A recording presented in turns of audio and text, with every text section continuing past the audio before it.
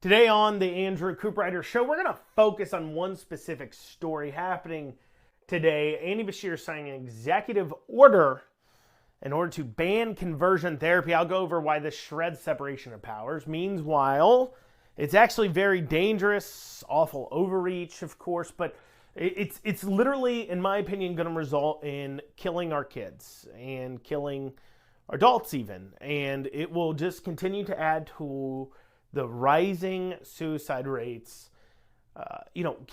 According to the WHO, since 2003, over the last 20 years, child suicide rate has more than doubled in America. And it's a growing problem, and we're not talking about it. And instead of dealing with that issue, we're actually making it worse with things that Beshear is doing today. Before I dig down into it, please make sure you like, comment, share, and subscribe. As always, make sure check out the show, you share it with others. Now, as I talk about this, I haven't actually seen the executive order yet. I searched online, and I do not believe Andy Beshear pre-published it before he signed it today at 10. And of course, it's not available online yet at the time I'm recording this, so I'll have to update you tomorrow with exactly what he's doing, because this is either almost a meaningless thing or extremely impactful, and the very suggestion of it is pretty hardcore. So let's go over first what they mean by banning conversion therapy, because what's gone on is a switcheroo that the LGBTQ activists have done to make you conjure up when you think of conversion therapy. You might be thinking of taking a kid who says they're gay and sitting them down and, peeling their eyes open and showing them sexual images of the opposite sex and praying the gay away or beating the gay out of them and shoving them into a room and trying to make them not gay as forcefully as they can. That's what they're attempting to conjure up, things that maybe occurred decades ago, but nobody does that now. But they're hoping that imagery will be what makes you react so crazy to it. But that's not what conversion therapy actually is. In fact, I'm going to go right to the sources on this. I'm going to go right to the law that was proposed this past year in 2023. So this is from the 2023 bill. And in its definitions pages, we're going to go to sexual orientation and gender identity change efforts. So it means any practice or treatment that seeks to change an individual's sexual orientation or gender identity, including efforts to change behaviors or gender expression, or eliminate or reduce sexual or romantic attractions or feelings towards individuals of the same genders. Includes, but is not limited to, practices known as conversion therapy, aversion therapy, reorientation therapy, sexual orientation change efforts, and any other forms of treatment using shaming, emotionally traumatic, or physically painful stimuli to change an individual's sexual orientation or gender identity, and does not include counseling that provides assistance to a person undergoing gender transition, or counseling that provides acceptance, support, and understanding of a person, facilitates a person's coping, social support, and identity exploration and development, including sexual orientation neutral interventions to prevent or address unlawful conduct or unsafe sexual practices, as long as such counseling does not seek to change an individual's sexual orientation or gender identity. So this isn't just...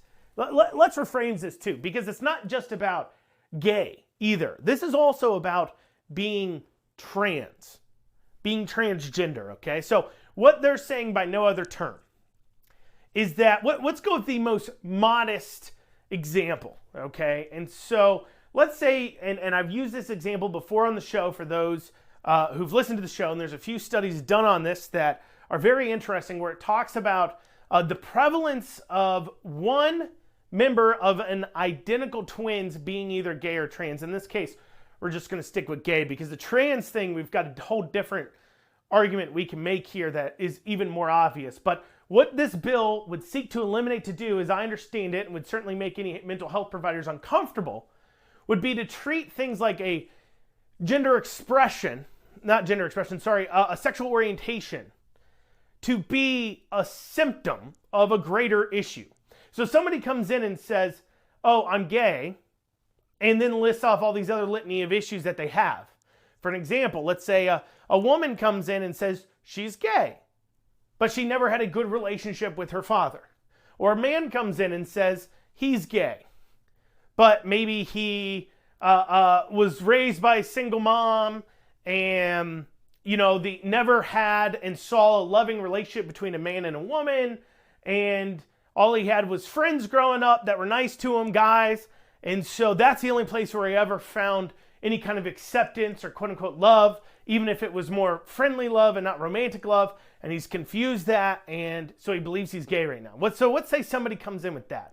Or what is also common is identical twins. So remember, they have the same biology, but one of the two says that they're gay. And so if they come in and they say, I'm gay and I have all these other issues going on, the therapist or psychologist, and what's funny is this bill very specifically doesn't actually outlaw pray the gay away. That's what's funny is they talk about these things and they say, oh yeah, we got to get rid of these pray the gay away, whatever. But they actually can't outlaw that with these laws because that's a First Amendment protection. If your religious beliefs is, and you're a pastor, is that homosexuality is a sin, and somebody comes in and says, I'm gay and I want your help, and you believe that being gay is a sin, it would be a violation of your First Amendment religious freedoms to limit what you could say to that person, to limit that you couldn't tell that person, okay, you're asking for pastoral counseling, let me go ahead and help you out here. But what this bill does touch on is licensed pastoral counselors. And I want to pause there real quick. I'll get back to my example here in a second. But as I'm talking, I've realized that this is worth mentioning because there was an effort made this past session when the Guardian bill came through. Some of you may remember this. But there was an amendment added into this in committee that ended up not making onto. It's a long story.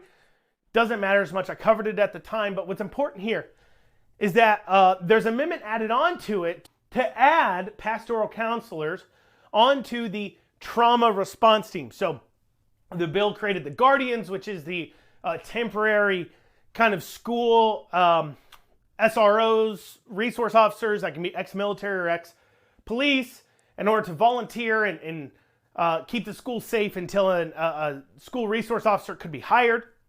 A temporary fix, that's what the bill did.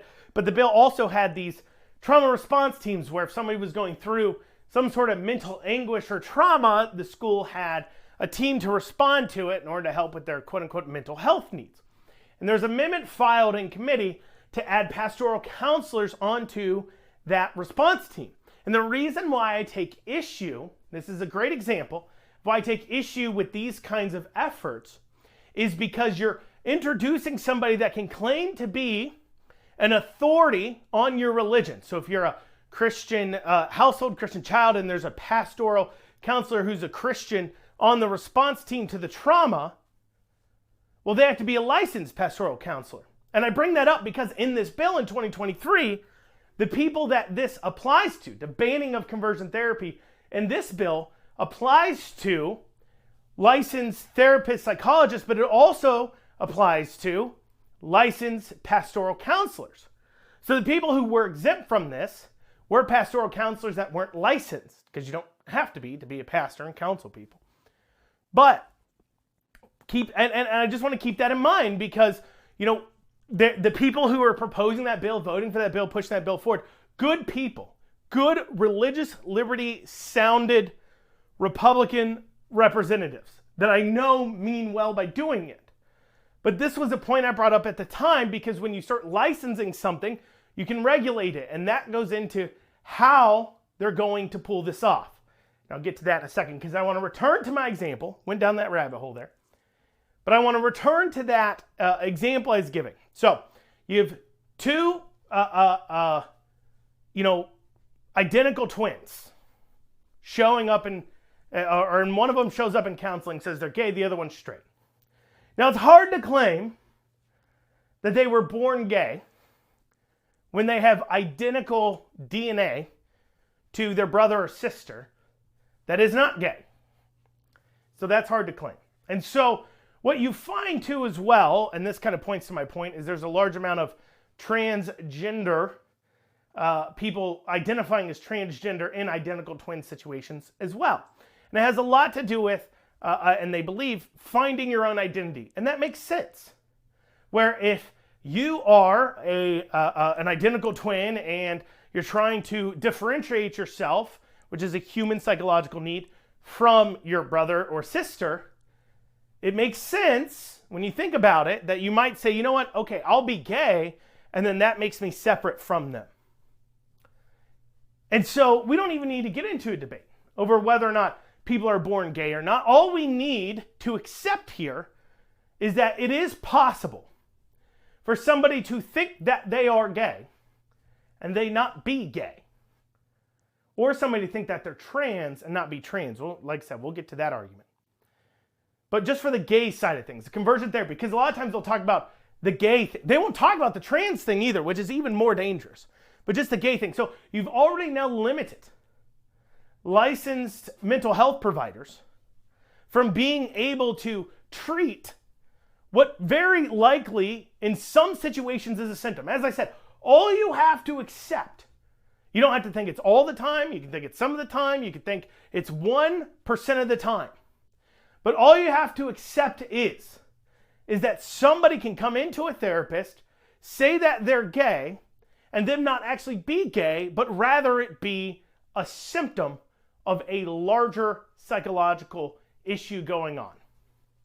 But with this banned conversion therapy bill, the idea of even suggesting that may be what's going on may be illegal, and you're facing potential charges and losing your license for even suggesting it. That's just gay. Now it's going to trans.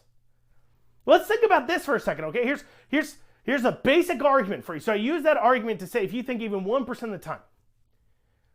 But let's just be real honest here. And I know some people listening to this aren't agreeing with me already. They think I'm wrong or crazy. But here's the bottom line. It is not healthy for somebody to hate the body that they were born in. And that's the real reason why this transgender, both kids and adults, have such staggeringly high suicide rates. Huge suicide rates. Now, you'll hear leftists claim all the time that they only commit suicide at such high rates because society's so mean to them. But that excuse to me doesn't hold water.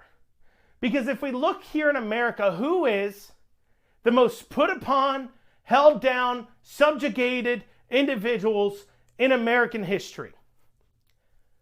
Slaves. When America had slavery, we can all agree that the slaves of America, when we had it, were obviously subjugated more than a trans person in America today. You want to talk about taking away rights? That took away rights. You want to talk about not being able to use the bathroom you want to use? How about having to ask permission just to use the bathroom? You want to talk about having the right to rent a home? They didn't even have the right to leave the shack that the slave owner put them in. Okay? That's a put upon group in society. Just historically speaking, the slave, the American slave, more put upon in America than an American trans person today. But yet, the slave suicide rate is significantly, like 3-4 times fold lower than it is now for the trans suicide rate. So this whole idea that they're just being put upon by society, that's why they're killing themselves, doesn't hold water. In fact, as if anything, society's become more welcoming of trans individuals, we found that their suicide rates are going up. We also find that post-op suicide rates are just as high, if not higher. And so in this entire conversation, there's a simple thing that you don't have to be a mental health professional to understand. And that is, it is not healthy. It is not good. It is not good for you. It is clearly mentally troubling for an individual to hate the body they were born in. This is the same for people with anorexia, people with any other kind of body dysmorphia, looking at your body and saying, I hate this body, is going to lead to mental health issues. But what this bill that was proposed, and as I said, I haven't read the executive order yet, but if it's similar to the bill proposed, which I have to assume it will be, it's very, very dangerous. And it's only going to lead to more child suicide. Because we can no longer, so it used to be at least you could maybe say, people have seen, like, for example, What is a Woman? And they talk about, I believe it's Abigail Fryer is in that movie, talking about how, these kids come in and they're saying that they're transgender and they're not. It's a social contagion. It's this, it's that. It has to do with some other social issue going on. It has to do with hormones. It's got to do with all those things. But at the same time, that person that you just heard on Was a Woman, Abigail Fryer, clearly knows more than Annie Beshear does when it comes to psychology, even just playing the expert game. Sure, Annie Beshear may not agree with her, but she at least is more of an expert or whatever. Those statements she made, that way of her handling transgender youth, would not be allowed under a banned conversion therapy state. Her very suggestion and very idea that, look, you just hate your body, and well, let's learn how to accept who you are. You're not trans, or maybe you're not gay. You just need to accept who you are, though. And love yourself for yourself in the body you have.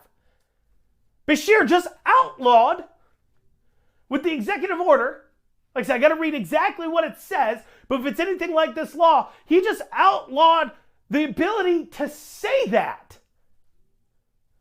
That's extreme and crazy. What's funny is this is from the same guy. The same guy, for those of you who don't remember, when it came to transing the kids, it came to Senate Bill 150, or House Bill 150, I forget which, Senate Bill 150, House Bill 150. But when it came to that, he vetoed it. And when he vetoed it, in his veto message, he said that he was vetoing that bill because it rips away the freedom of parents to make medical decisions for their children.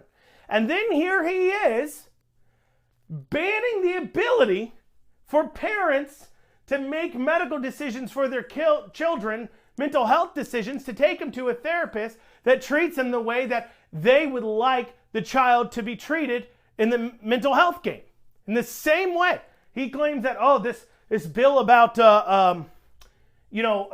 transing the kids, that's an overreach. Doctors are the expert. Leave the healthcare between the doctor, the parent, and the child.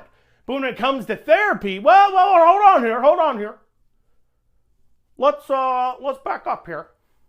Let's not leave that between them. Now, there's only one common thread here, and it's truly evil. So when somebody comes along and tries to ban the chemical castration of minors, the drug transitioning of minors, the chopping off of body parts of minors, Beshear tries to stop it, while simultaneously banning mental health professionals from not reaffirming somebody when they come in and say they're trans. Absolutely ridiculous. The only common thread here is we should encourage all the kids to transition. We should encourage all the kids to be transgender. That's like the only thread here. You're not even legally now allowed to mention, according to him, if you're a therapist, if he passed the executive order similar to the bill, that being trans might be a mental health issue. And that goes into, I think, the third part of this discussion. Can he even legally do this? And as I said at the top, I believe he has shredded the separation of powers, because this has been a bill proposed for quite some time, at least now going on about 4 or 5 years that I know of that it's been proposed in our legislature. It hasn't been passed, but it's been proposed. And there's a reason why it has to go through the legislature, because the way he can do this, make an executive order and claim it's because of one of two ways. He's either just simply saying that the government will not do business, will not hire, will not issue payment, and which, keep in mind, they have control over Medicare, Medicaid disbursements at the state level. And we're not going to issue those payments to mental health providers that practice what they call conversion therapy. That's one way. And there's some argument to be had here. Is he legally allowed to do that or not? What's even more egregious, and a potential way that he's doing it, like I said, I haven't read the EO yet, ain't out. But the other way he could be doing it is by directing the licensing board that they shouldn't issue licenses to individuals, or they should change their licensing standards to take away licenses from individuals that practice what they call conversion therapy. Either way, we're going into some pretty murky ground here. So pretty much, if he's allowed to get away with this, it doesn't get challenged, it doesn't get overturned in the Constitution, it doesn't get overturned by our state Supreme Court. If this is allowed to go through, what they will have said is if the legislature has created a board to oversee something, and if there's at all any kind of broad language, so a lot of times when they create boards, they'll add in something like, for example, with the ABC board, and this is something where I got caught up in, and I'm still in court over, is that they added into the law, regulations to make sure that the facility is safe. And what they meant by that clearly was like, you didn't go over like capacity. If you had a lot of people, you had security, like those kinds of things. But the way that the ABC board has interpreted that for their own use was to include COVID, was to include not getting people sick from COVID. And that's how they didn't pass a law saying to regulate on diseases, ABC board. They just reinterpreted a new law, a current existing law. And so that would mean every time that the legislature, every single board that we have, that has any kind of vagueness of what you can or can't regulate, the Supreme Court rules that, no, if it says that promulgate regulations based upon what they believe is accurate, and then, if the governor comes around and makes an executive order saying that those things aren't allowed, well, the board can't enforce it then. Well, the minute then the legislature creates a board, they've given up all ability to ever regulate that industry themselves, and every single regulation now would fall to the governor, unless the legislature passes a specific law saying that that regulation ain't going to pass. But otherwise, the governor gets to make, until they make that law, which is at least next time they come into session. So, as long as the governor makes that law, or makes an executive order, he is full cloth writing law now by himself based upon what one man thinks, which was never the way our state, let alone our country, but our state was supposed to work. It was never supposed to be one man using the powers of licensing boards, which is what Beshear has done specifically, being able to put out edicts over what legally people who have those licenses can do or not do, pass his own regulations, his own laws, with the stroke of a pen. That was never how it was supposed to be. And so the legislature needs to keep this in mind. They need to do two things. One, if he obviously, this executive order applies, and especially his overreach, and if the Supreme Court, if they can't sue him to stop him, and the Supreme Court upholds that the governor can just, make law this way, the legislature needs to immediately come in and disband every single non-essential board that they can. I'm talking things like the licensing board for barbers, the licensing board for private investigators, the licensing board for cosmetology, the licensing board for literally everything you can, And after all, you're Republicans anyways. You're supposed to be for smaller government. You're supposed to be for deregulation. How about you deregulate and get rid of some of these boards so Beshear can't weaponize them? Because keep in mind, that's how he was able to shut down hair salons. And that's how Coleman was still able to get her hair cut illegally. Was because she, had a connection. Make sure that the license didn't get taken away, which would have been the way they would have enforced it. Take away the cosmetology license. Take away all these licensing boards, and then the few that you have remain that you need to have for whatever argument you want to make. And you better make a pretty good one. Take away any vagueness. They cannot promulgate any regulations just for whatever safety. You need to rewrite every single one of these. This should be the project for next session. This should be the most pressing issue. I get it. We got DEI, we got these other things. But really sitting down and disbanding and rewriting these board laws to make sure that a tyrant governor like Beshear can't come in and make law up whole cloth should be their number one priority. Of course, they probably won't do it because our so-called Republican legislatures proved time and time again that when it comes to limiting Beshear's powers, they're a little bit worried about doing it because, they're afraid that they'll end up limiting the next governor's powers, and who knows, that maybe them. Maybe they want to be a tyrant, for whatever they believe. And if they get rid of the powers, well, then they can't be. But that's why it shouldn't matter whether it's an R or a D next to a person's name. Nobody should have the ability. And we saw this with medical marijuana too. Nobody should have the ability when we have issues that are being debated, laws that have been proposed for 5-6 years that can't get passed because the people's representative, keep in mind, whether you agree or disagree or whatever, the people's representative, the people who were directly elected by the people to pass those laws or not, have said no. Well, now one guy doesn't get to come in and say, you know what? I'm just going to do whatever I want.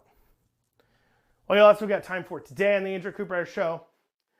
Thank you all for joining me. We'll be back here tomorrow. Hope you have a great rest of your day.